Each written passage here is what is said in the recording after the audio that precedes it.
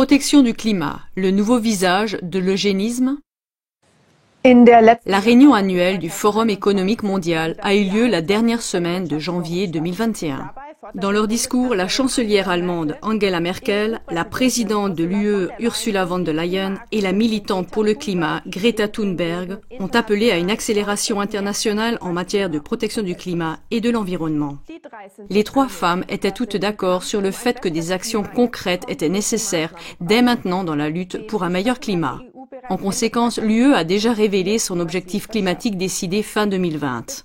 D'ici 2030, les émissions de CO2 doivent être réduites non pas de 40% comme prévu précédemment, mais de 55%, et d'ici 2050, elles doivent être réduites à zéro. Une grande partie du budget septennal de l'UE qui s'élève à 1 200 milliards d'euros, ainsi que le nouveau fonds de reconstruction de 750 milliards, doivent être utilisés en grande partie pour des investissements en vue de la réduction du CO2. Dans son discours, Mme von der Leyen a également mis en garde. Si nous n'agissons pas rapidement pour protéger notre environnement, la prochaine pandémie sera bientôt là. Compte tenu du fait que la protection du climat est une priorité si importante et que le réchauffement climatique est même lié à une autre pandémie, ça vaut la peine de revenir sur les origines du mouvement environnemental. Tout a commencé avec Julian Huxley, celui dont on dit qu'il est à l'origine du mouvement environnemental et fondateur de la plus grande organisation privée de protection de la nature, le Fonds mondial pour la nature, WWF. Cependant, Huxley était aussi un défenseur de l'eugénisme. À l'époque, l'idéologie de l'eugénisme existait même dans le cas le plus extrême, la stérilisation ou le meurtre des membres de la société indignes de la vie, afin d'économiser les coûts de leurs soins. Les eugénistes ont également poursuivi l'objectif du contrôle de la population afin de contenir la croissance démographique. Ils croyaient que la classe supérieure anglaise avait le droit de régner parce qu'elle était génétiquement supérieure. Ils se sont également efforcés de ramener la société à l'époque qui a précédé la Révolution américaine, c'est-à-dire à l'âge ténébreux du Moyen-Âge, lorsque des familles puissantes régnaient sur des paysans et des sujets ignorants. Comme l'eugénisme était tombé dans le discrédit suite aux événements du Troisième Reich, les partisans de cette idéologie avaient besoin d'un nouveau visage pour l'eugénisme. Ainsi, en 1946, Julian Huxley, le vice-président de la Société d'eugénisme britannique, a été nommé premier directeur général de l'UNESCO. Un document officiel de l'ONU qu'il a rédigé, intitulé « L'UNESCO, son but et sa philosophie », montre de façon frappante qui en est l'auteur.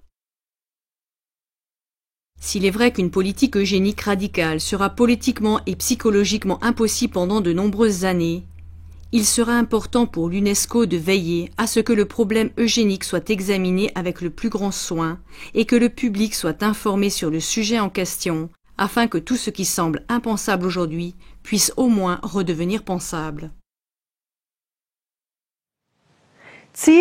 L'objectif des principaux eugénistes était donc de reconditionner le sujet de l'eugénisme ou du contrôle des populations d'une manière totalement nouvelle, de sorte qu'on ne puisse plus faire aucun lien avec l'eugénisme qui se cache derrière. Ce nouveau visage était désormais le suivant.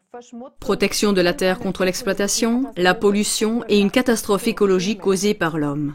Huxley a prêché que le terme de protection de l'environnement ou d'écologie devait désormais remplacer le terme discrédité d'eugénisme. Il s'ensuivit des années d'information au cours desquelles on a présenté comme une menace la croissance de la population mondiale afin d'ancrer dans la perception du public la nécessité de contrôler la population et de protéger l'environnement. L'UNESCO a servi de tremplin idéal pour cela. Ainsi, diverses organisations et publications sont apparues progressivement. En 1948, Huxley a fondé l'Union internationale pour la conservation de la nature. En 1961, Huxley a fondé le WWF, Fonds mondial pour la nature.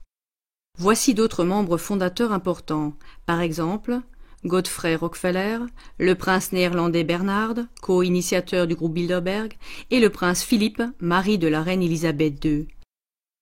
Ils étaient tous unis par un objectif commun, mobiliser l'opinion publique et éduquer le monde sur la nécessité de la protection.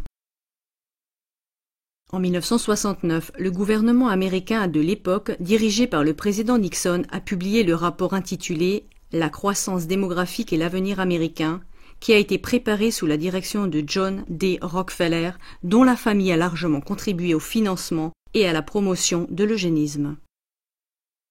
La citation suivante montre qu'il s'agissait de toute évidence de lever le tabou de l'eugénisme. La population ne peut pas continuer à croître indéfiniment.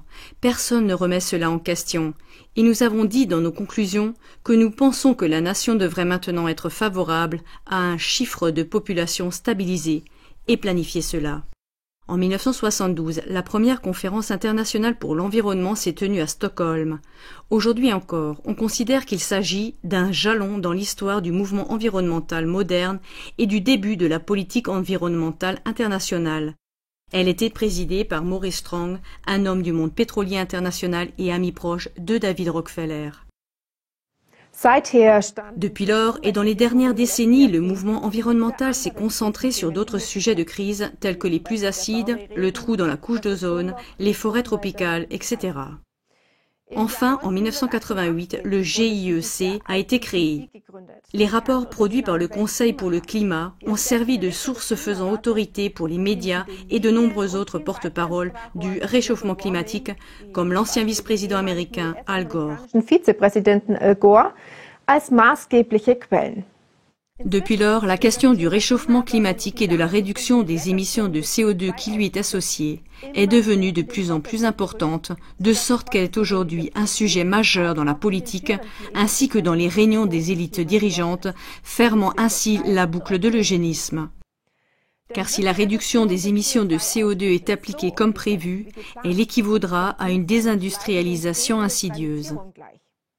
Sur le plan économique, cela nous ferait reculer de plusieurs décennies, voire de plusieurs siècles, et entraînerait inévitablement une réduction de la population. Ces arrière-plans énumérés sur les origines du mouvement de protection de l'environnement et du climat montrent de manière impressionnante qu'il est important d'être vigilant et de porter un regard critique sur la protection du climat propagée à grand bruit.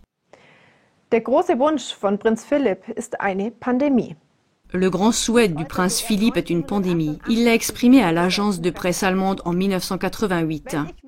Si je suis réincarné, je voudrais que ce soit en virus mortel pour aider à résoudre le problème de la surpopulation. Dans son discours au Forum économique mondial, Madame von der Leyen a mis en garde contre une nouvelle pandémie si les objectifs climatiques ne sont pas atteints.